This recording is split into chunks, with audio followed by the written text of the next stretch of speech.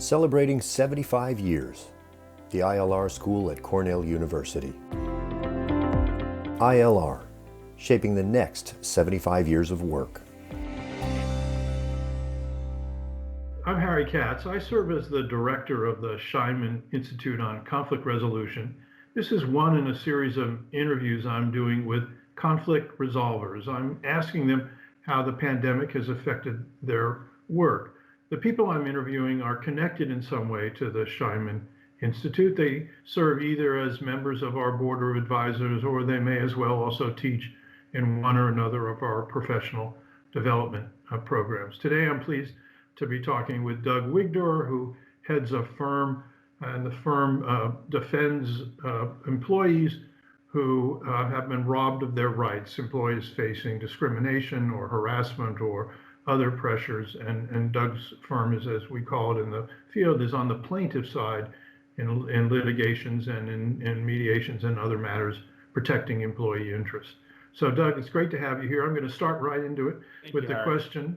I'm going to start with the question of how the pandemic has affected the substance of your work. Has the nature of the cases or the issues that you and others in your firm are facing changed because of the pandemic?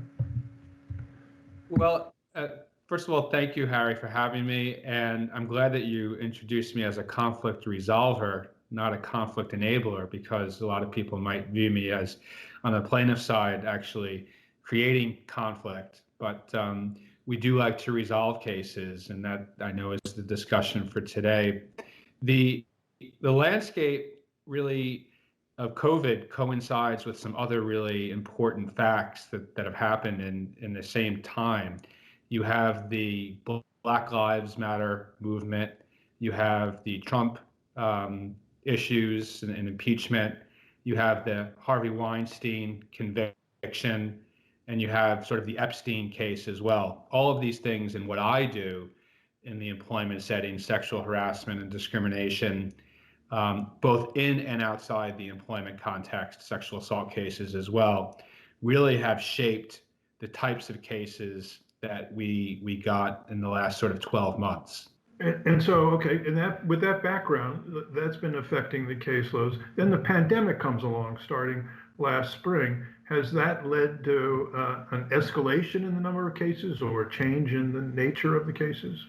Yeah, and I think that because of a lot of the things that I've mentioned in terms of what was going on in addition to COVID, companies, I believe, got even more cognizant of their reputation and how they were being perceived in social justice sphere.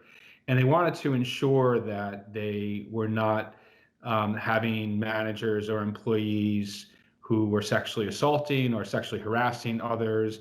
They wanted to make sure that their views and in terms of promotions and pay were on par based on gender or on race or other factors. And so I think that this particular year, we saw an increase, actually, even though people weren't necessarily working together in the same office under the same roof. We saw actually an increase in the types of cases that we had in years prior, but because people actually were more in tune with their rights and what was going on and felt empowered to come forward. So with the pandemic, in addition to that, it's you would think you've also had sort of some health and safety issues that have come to the fore, whether someone's discriminated against because they have a prior health condition or other effects of the pandemic. Because of the downturn in business, people are getting laid off, whether they feel that that's been unfair and their rights have been jeopardized. Has that also arisen during these last 9 months? Yeah, absolutely. We saw this in 2008 when we had the Great Recession. I coined a phrase called recessionary discrimination, which essentially means that employers were using the economy as a pretext for other types of discrimination. Companies are very, in our view at least, they're very savvy in terms of when someone is in a protected category or has raised complaints and might have a retaliation claim otherwise if they were terminated. And so when you have downturns in the economy, or whether it was in 2008 or last year, sometimes employers will lay off groups of people, and in the group, they'll take an employee that is in the protected category or had complained and use that as a built-in defense to say, no, we didn't single this person out. Hundreds or thousands of other people were laid off. And we, again, refer to that as recessionary discrimination. We have had a number of cases such as that, where employees have come forward in all types of cases, where they were actually performing at high levels. They may have complained about some sexual harassment or other forms of discrimination, and then they were laid off as part of a larger layoff as a pretext. Yeah, interesting. So you've had those where the recessionary discrimination, as you say it, or downturn discrimination. In addition, I would guess there may well have been some cases, but you're the one who's in the middle of this, less so than I. Then because of the pandemic, there's discrimination with against some people that have disability, where the disability is a prior health condition. And now the firm's saying, you've got to come back to work. And they say, I don't want to jeopardize myself, or I don't want to jeopardize my spouse or partner, and I might bring the pandemic into the household. Has that sort of case arisen, either in your firm or others that you know are representing? No, they have. They've arisen both in our firm, and I've read about other cases as well, but certainly at our firm too. People who were either themselves immunocompromised or had a person a partner or someone that they lived with who was, and they couldn't come back to work for fear of that. And the question of what is a reasonable accommodation under the ADA and the local laws as well come into play. And we're now seeing with the vaccine similar issues where people who either have some sort of a medical issue or a religious issue. We have issues now involving Title VII on the religious front, and questions under the ADA on the disability front, whether employers can mandate that employees be vaccinated prior to coming back to work. And it's sort of we're starting to see the double-edged sword on this, because on the one hand, you have people who might have really sincere religious reasons not to be vaccinated, or health reasons not to be vaccinated. And on the other hand, you have employees in the workplace who might say, well, if they're not vaccinated, that poses a risk to me, and that could be an OSHA violation. So we're really in uncharted territories on this, and it'll be interesting to see how the courts and arbitrators view the sort of competing interests there. Yeah, early on when we were talking now, you mentioned that the environment had changed because of the publicity to the Weinstein and other cases about discrimination and harassment and all. And you said firms are kind of have, more heightened concern. So because there's more awareness of those issues, do you find when a case comes to the fore and you bring it to, you're representing an employee, you bring it to the firm's attention, that they're more ready to settle the case, more likely to turn to mediation or other settlement means, realizing, that whereas in the past they may have said, oh no, we're just going to fight it out, go to court. Now the environment's a little different. They don't necessarily want the bad publicity, or they've just changed their recognition of what's going on. I mean, I think to me that's the most interesting thing over the last 12 months, really, because when COVID hit in the spring of 2020, as a plaintiff's lawyer, I was really concerned that companies would just put the brakes on any discussions of resolution, because they knew that the courts would be shut. They knew that they could delay. They might have concerns about outlays of money to settlements, whereas they could pay their own lawyers in sort of monthly payments that would be much less. And so I really was very concerned about the lifeline for plaintiffs' law firms and for my clients. And it turned out to be the complete opposite, which is your question.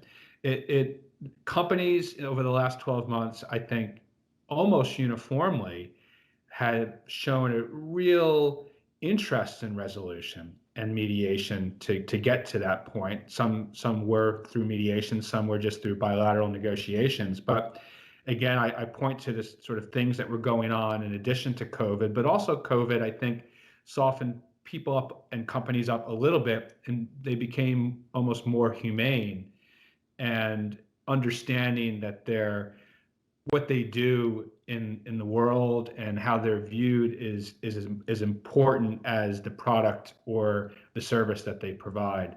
And so I saw the past year, really an appetite to settle that I hadn't seen in years prior. And that's both interesting and really healthy. Let's talk about just the process of using mediation or settlement, or even if it goes to trial. How's the pandemic affected the process of your work? Now that you're working more virtually and all, has it made it easier or harder or better or worse on the plaintiff side that there's so much use of virtual technology? Again, that is something that at the beginning of COVID, I was very concerned about, and I know my colleagues were very concerned about. I had never heard of Zoom prior to the pandemic, and I think most lawyers probably hadn't heard of it either. And so there was an issue as to, well, how will we be able to resolve cases? How will we be able to do mediations or conduct negotiations? And or even how can we do an intake and do an investigation into our potential clients' claims? And how will I be able to speak to clients and get to them the retainer agreements and other documents? But we adapted and we learned Zoom. We learned about DocuSign. We learned how to do things remotely. And that also comes as one of the biggest surprises is how, frankly, and I can go through in greater detail, but the takeaway is that Zoom or Microsoft or Skype, whatever platform one is using, has become just an incredible tool in resolving cases and also in getting to know clients and getting to investigate and hear and potentially take on new cases. And it really has been seamless, frankly, to get to the point that we are at now. So let's talk a little bit more about how it's changed the process. You're in the middle of, let's say, a mediation, and is it better that the parties are separated through virtual so they don't have to see one another or don't run into one another in the hallway? Or maybe it's better because you can call in the CEO who ultimately may have to approve a settlement, whereas if it was in person, it'd be difficult to get that. Or you can call in a witness who might be difficult to get to testify just because of the geographic distance. Has it really helped in those ways, or maybe in others? I think all of the things you've just mentioned in the day-to-day practice of what I do happen. I've done more mediations, I think, in the last 12 months than I've ever done. I haven't really counted, but I've probably averaged 2 a week at least. And if we had to do those in person, I don't think I'd be able to do that, just given logistics and travel. The beauty of if I could just talk about some of the positives, there are some negatives as well, but the positives, generally speaking, first of all, from my perspective, what Zoom has enabled us to do is now choose all over the country or over the world, frankly. Whereas we were typically limited to using mediators just in New York, or if you wanted to travel in certain cases, maybe you would do that. But now we have access through Zoom to bring in mediators from all over, as well as the witnesses or decision makers or lawyers from all over. We have many cases where people are out on the West Coast and they normally would have had to travel in, and it becomes a difficult thing in terms of getting dates. Now with Zoom, it's much easier to get dates for mediation because the parties are at home or wherever they are, And so we're able to schedule these things much easier and be able to get access to decision makers. Maybe they're not on for the entire mediation, but at a critical point, the mediator can speak directly to a decision maker and have access to that person, which is so important, at least especially from the plaintiff's perspective. One of the other things is that I have found that the people on Zoom have become, they're more courteous to each other.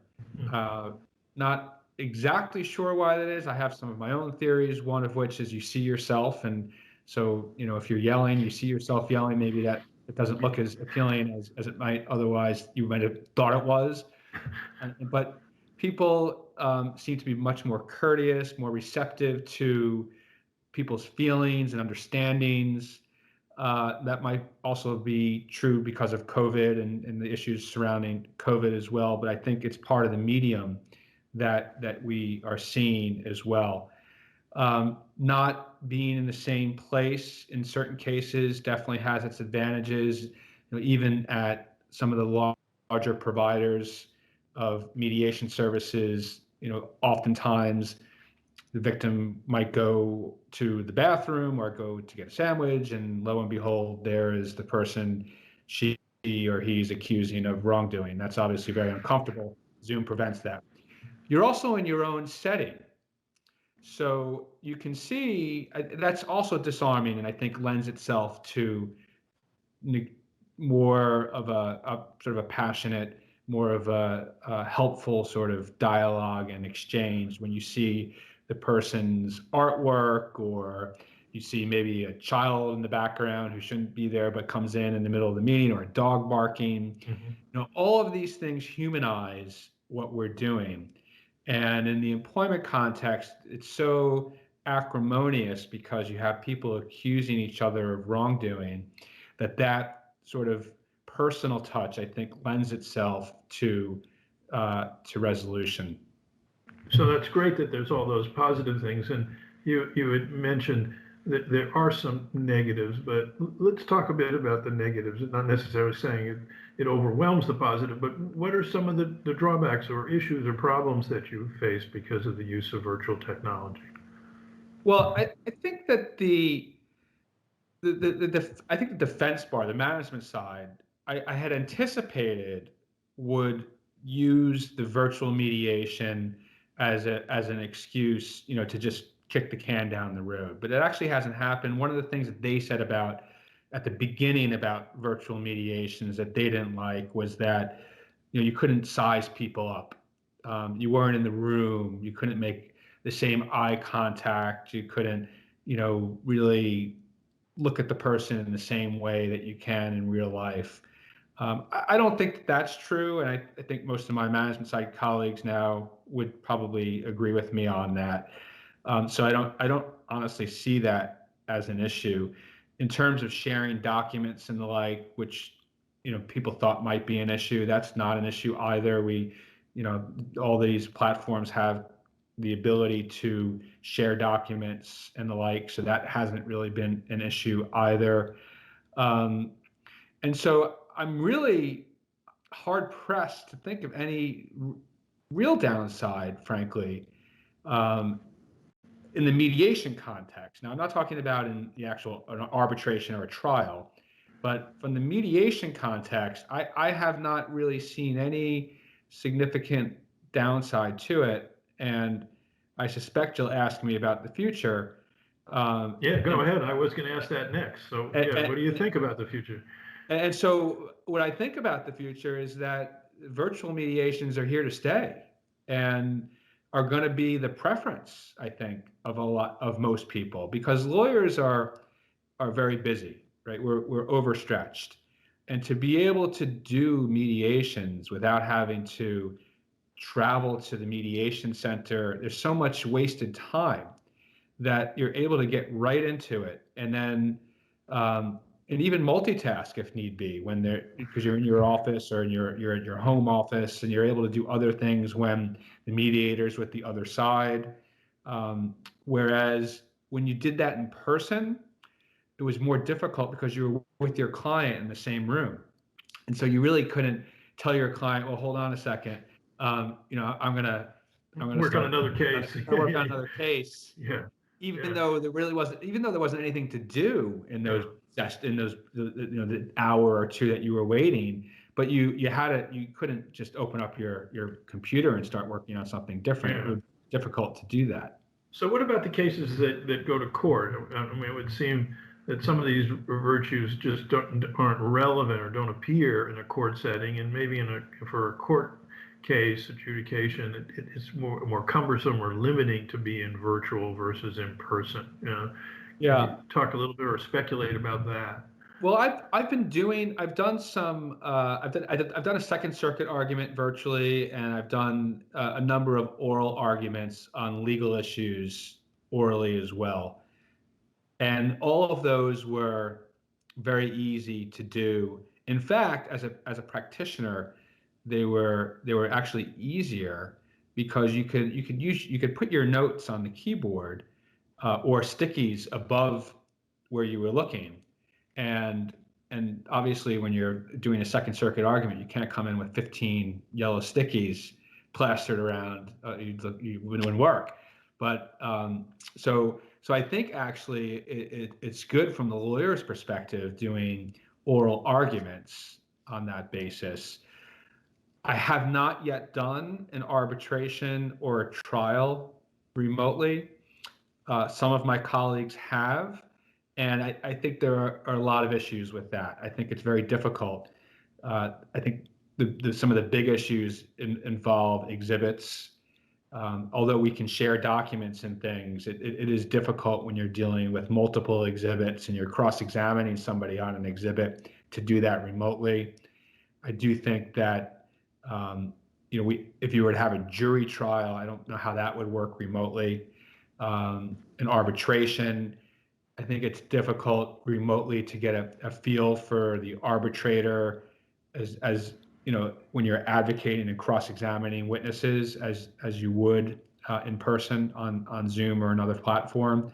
So I think that those things certainly have some potential negatives, but I haven't done one yet, and so maybe I'll be pleasantly surprised like I have been with the other things. Right. Let's also talk in terms of the future, just to go back to something you already touched on, and that just is how the nature of the cases are evolving as the pandemic's evolving. And you mentioned, people are returning to work, and now the vaccine is being distributed, and there's now cases and questions arising about, the vaccine, is it mandatory or is it not? How, in regard to that or in other ways, how do you see the cases, the nature of the cases evolving as we're moving into this next phase of the pandemic, kind of the return to work and the vaccination phase? Well, I think one of the big issues we're going to see, which we have seen already, but I think it's growing, and we'll see it now because we have a Democrat Congress and president really concerns arbitration. I know that the FAIR Act is something that is on everyone's minds, the FAIR Act, which would make unlawful mandatory arbitration. The actual legislation has casts a wide net, but ultimately it might sort of come down to employment settings or maybe even sexual harassment cases. So I think that we'll be seeing a lot of litigation, a lot of talk about mandatory arbitration in the coming months, actually, or coming weeks, frankly. I think it'll be very soon. And then in terms of the types of cases, we certainly are and will be seeing Title VII religious freedom cases involving mandatory vaccines to come back to work, and Americans with Disabilities Act cases as well, maybe some OSHA cases. And then I think we'll continue to see people coming forward who in years before Me Too didn't come forward, who were sexually harassed at work, or seeing more equal pay claims, seeing more, when I say equal pay, I mean both in terms of gender and race as well, and failure to promote claims. Those are the things that we're seeing right now. Yeah. Well, we've covered a lot of ground. I just want to give you a chance, if there's anything else we haven't covered regarding the effects of the pandemic. Is there anything else you think just needs to be brought to light?